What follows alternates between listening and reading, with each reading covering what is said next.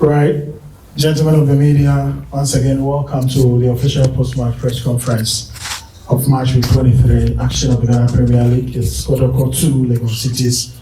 Neil, we have with us the head coach of Asante Kodoko, Dr. Prospe Narteh here with us. Coach, congratulations. Thank you. I'm sure it was a very emotional day, very difficult game considering the circumstances. First, a few words on the events leading to this game and how you've managed to get your players to get this very crucial win today. Yeah, I think it has not been easy if you look at how associated we are all to Poli. It has not been easy trying to overcome it.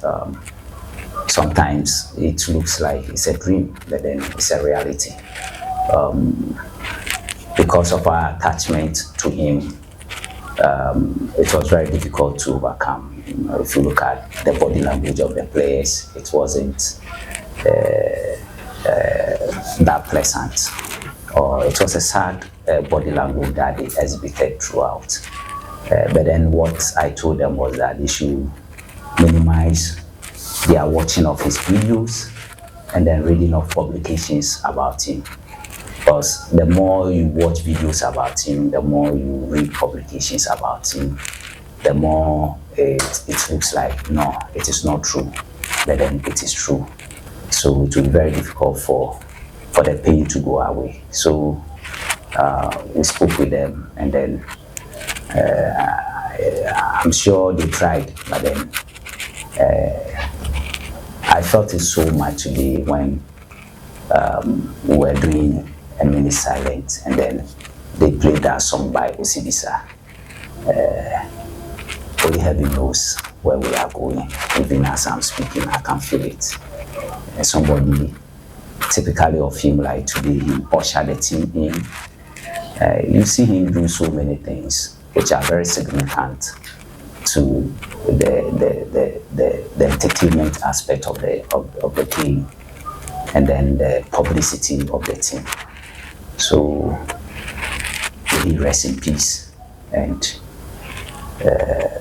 our deepest condolences to the wife, the children, the family, and to the Kotoko family. It has not been easy, but then we have to try as much as possible to move on, as we still cherish him in our hearts. And I'm also happy with what was written in front of the banner. Forever you'll be in our hearts, and I'm sure forever Poli will become a significant person in the history of Ghana football. Right. Before my colleagues come in now, I think the fact that before paid our last respects to him, Kodoko is a football club, so you have to get going with the football. Very good win today. On goal difference, your team is on top of the league, but the Indigo Stars also won their game. How to foot won yesterday. It looks like gradually it's becoming a 3 to 4 horse race. You have a few injuries as we speak, but how happy are you to be able to still get this win for the amount of injuries you have today in the team? Yeah, I'm excited because if you have a lot of players who are injured and you are able to still assemble a team that is solid like you saw today, I think it's good. For the injuries, I don't know. But then the medical team, I can assure you, are working very hard day and night to make sure that these players recover and join the team. I've already told those who are fit that as we wait for those who are going through the rehabilitation, we have to make sure that we accumulate some points and put ourselves in a key position for contention, so that anytime they are ready to join, we don't have to struggle. It means we are already in the race for the title. So the injury situation has not been good. But then if you look at how they played today, I think they did well. even though it's been 5 weeks since we played. So you could see we weren't that usual sharp. We were not quick in terms of ball speed, in terms of player speed, in terms of our rotational movement. Even the chance creation, even though we created some, but then it wasn't as it used to be. So I'm of the view that as we play a few games, they will be match ready and gain their match fitness, and I think they'll be sharper with and without the ball as we move on. Right. Questions for Doc? Yes. Coach, Michael, Coach, despite the team lacking sharpness and a lot of quick actions, I saw a level of determination and strength all over the field. Do you think whatever that happened with Poli is going to really be a catalyst for the club to give it all and win the league? Yeah, we've spoken to them, and we've tried as much as possible to ensure that every game we play, we honor our dear brother. Because anywhere we go, whether in Kumasi here or we are on the road, he's the first to welcome us to the venue. So we are all determined. That was why you saw it today. Everybody's determined, because you can't go through this pain and also play as if there's nothing at stake. If we do that, it means we've not been fair to our brother. So we've all decided that we train as hard as we can and make sure that we play also as hard as we can to gain the maximum points to honor our brother. Yes. Coach, as part of your resume, you have done sports psychology to a larger extent. He's a doctor. Yeah. Considering events that unraveled in Swatre on February 2nd, I'm not saying take aside the death of Poli, but considering everything that happened and what the players went through, can you take time to run us through the kind of work you have to put in to psychologically prepare the players for a game like this? Because Kotoko was at the center of everything that happened. You've been the talk of town for the past month. How much work did you put into readying the players to come onto the pitch and then deliver as they did today? I think I've made that submission earlier on, that I've asked them to reduce the watching of videos of Poli, because per studies, the more you watch certain events, the more attached you become to the events that you watch. So the more you are attached to somebody and you cannot see the person again, in order to reduce the pain, that pain, emotional pain, one of the key ways to overcome it or to reduce the pain is to make sure that you distance yourself from videos and publications about that person. Where the person used to be, if you are somebody who meets him somewhere where the person used to be, you don't go to those places again. Because anytime you go, let's say it's an event center, if it's a restaurant, if it's a drinking bar or whatever it is, whether it's church or wherever it is.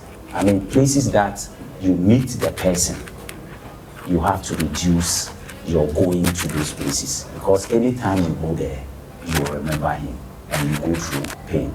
If you have a catalog of photos and videos with him or about him, you have to stop watching them, because as you watch them, then you rekindle or you reignite the memories, and then the pain will come back. So basically, as far as our situation is concerned, this is what I've told them, because this is a gentleman. You see him at the residence, he's reading, he's doing so many things. Yeah, he's with his players, having fun, talking about football, arguing about certain things that are so pleasant. So definitely they will remember him for who he is. And then, as I said, it's all about trying to reduce it. And that is what, for now, I've taken them through, that they should try and reduce their engagement as far as videos,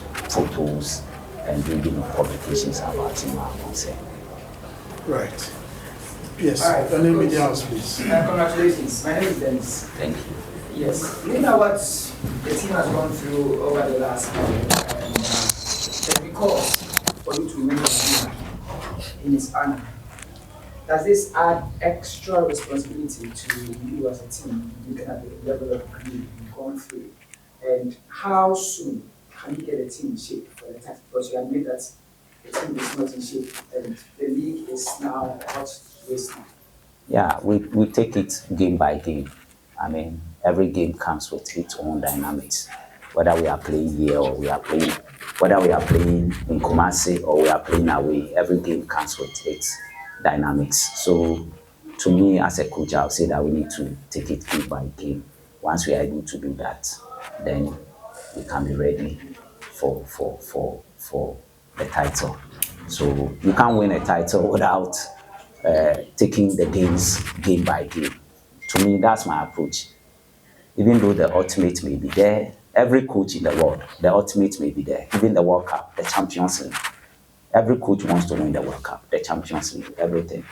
But then you take it game by game. So to me, whatever that it is, I believe that we must take it game by game. And once we take it game by game, I think it will be good for us. Okay. Wow.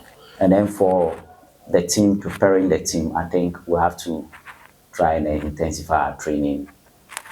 I mean, try to, now they are rusty. And then when players are coming back, especially with this emotional pain, you don't take them there. It's a progressive, training regimen from low to medium to high intensity. So we are looking at where they are now and trying to design training programs that will suit them or fit their fitness. Remember, already we have some players who are on the injury list. So if we push them so hard, we may lose some of them. And then that will mean that the pool of injury players will not be good for us. So as far as the training regimen is concerned, we make sure that we look at what fits the match and then we do that. Right. So Fee, then I come to Little, here Akumi, and then Michael takes the last bite. Fee. My name is Miguel Fee, I'm checking GS.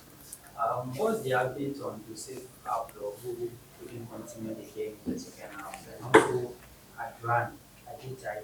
when you substituted him, we were pointing at his dad. Yeah. What's the update? Yeah, Jojo can step on there. They had to carry him off the field. But as at the time I was coming for this presser, he could stand on it, but then not that much. So the medical team are making arrangements to make sure that tomorrow the necessary MRIs are done to ascertain what actually the issue is. And then from there, they will know what type of treatment protocol plan they have to give to him. And drying is also working, but not the natural way of working. So he will also go through the same process. And then based on that, we'll be able to determine the degree of the injury, what type of injury it is, and the degree of the injury. But then, to the best of my knowledge, he has a hamstring injury. But whether it is deep-seated or not, that one we can't tell. It is the MRI that can tell. Right. Little. All right, Coach. Good evening. Congrats. My name is Thank you. America. Good to see you back again. Walk me through the journey today. There's a new safety protocols for SAF after that disaster which happened on 2nd February. How was it? Were you impressed with what you saw today? And if you can help us an update on the injury situation, because it's been long we met you. Yeah, I think what I saw today is good. It's good for our game. Everybody was safe within the tunnel. There were a lot of security men in the tunnel too. But then since they are not a threat to our life, but then they are there to protect us, I think it's good. I was very happy when I saw them because if I look at what happened at Narteh, I think we need some of these things to make sure that all stakeholders, including you yourself, everybody is safe. You can run your commentary, you can give your updates, everything in a safe environment. And I think that is exactly what the FA has done today. If this can continue and will be the same at all the centers, then that will perfect. Because today, for instance, some of my technical staff, even Richard was not allowed to enter. Beckon was not allowed to enter. Video analysts, some of the backroom staff members were not allowed to enter. And we obeyed these directives. They got down the moment the bus entered the main gate. And then they all got down. The rest of us, we came in. And then on the photo, I could see them well positioned, looking at the spectators, which is not usual. Normally, they all come and they also turn into spectators. While today, I think when it was halftime and I was going to the dressing room, I could see some of them facing the supporters and watching, which is good. What else did you ask? Injury. Yeah, the injury update. We have Asante hamstring injury. Fernando, the same thing. Albert is now training with the youth team, so I'm sure we've given him some timeline and we are monitoring his progress. So, and then Peter is likely to also start some low intensity training this week. He himself confirmed to me on Saturday, that he will start training on Monday. You know, when a player sees you around and he walks to you, that coach, I'll start training on Monday. It means that he's ready. So I'm sure he will start Monday with the youth team and then gradually move to the first team and then get ready as soon as possible. Apart from that, I think suspensions. the others are suspensions. Camara, Blay, and Chi, they are serving a number of matches suspension. So basically, that is it. The team is depleted though in terms of numbers, but then I think with time we'll get better. I'm Coach Raphael from you made mention of your players that are being suspended. And we know what led to their suspension. And after that, the FA charged them. The last time we spoke to Safudu said you filed in your protest.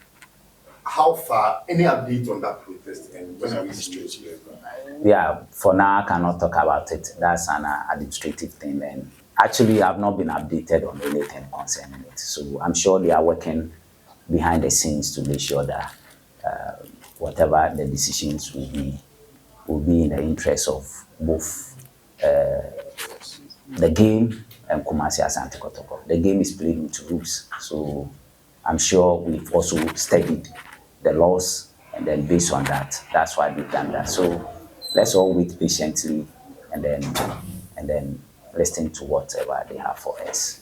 Right, Akumia. Coach, before we went from the little bit of tactics, I think Karela came here and they played with 5 back. Koroko found a way to get away. Then the Bositis also come and they start playing with 5 back. Can you run us through what do you do to change the approach and face the opponent and try and get goals and start moving on the game? Yeah, I think with a team that comes with a low block and with a number of defenders, one of the ways to overcome them is to try and then play a lot of combos, combination plays, do a lot of rotational movements. Definitely as those movements are being done. With all due respect, one of the players will lose, his marker, and the one who has the ball will try to look for that player. So basically, when it's a low block, again, you try as much as possible to look for the spaces behind the defense. So as you play the combo, which is the passing game, you try to look for the spaces around. But then if that one is not working, you try to go behind. So if you look at the second half, I think we changed our approach. We're going for more direct play because we realized they were not that good. With all due respect to them, very due respect to them, we realized, let me put it this way, they were not dealing with the area balls very well. So we decided to go that way. And it's not only these two teams, other teams have also come and played the same way. But then we'll try and find a way out, like we have been able to find a way out of these matches you've spoken about. So I don't want to talk too much because it's a tactical thing. And the more you talk about it, the more the opponent, I didn't want to answer, but then quickly I've just, the more you talk about it, the more you strengthen your opponent as to what to do. Right. Michael. Coach, one of the moments of the game had to do with when Patrick Essiedu scored and you raised your hand, there was that warm embrace, you actually had to carry him.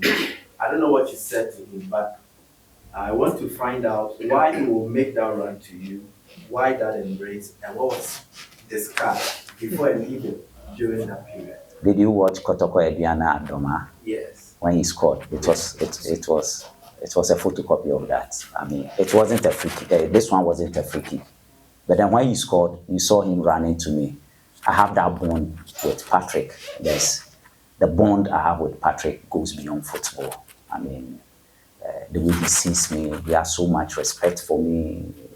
He acknowledges my competence, and he believes that I can make him a better player. And I engage him a lot as to what he can do. Because if you look at our system now, we don't really have so much of technically good left backs. Yeah, we don't have. And Patrick has the power, he has the skill. And in terms of decision making, I think he's up there. So I've been encouraging him that if he keeps working harder, I mean, here will just be the beginning of greater things to happen to him. So we talk a lot, and I share a lot of jokes with him, which I cannot say here. We say a lot of funny things to each other, and then it's cool. So, but then he always tells me when we are going to play a mother, Father, Meshe, are you ready? My catch and so bad, and I'm a premium.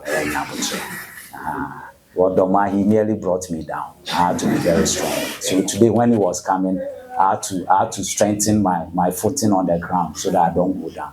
But that would be big. That would be another major news for you. Is that not it? That's just by the way. So that's the bond between me and Patrick. It goes beyond football.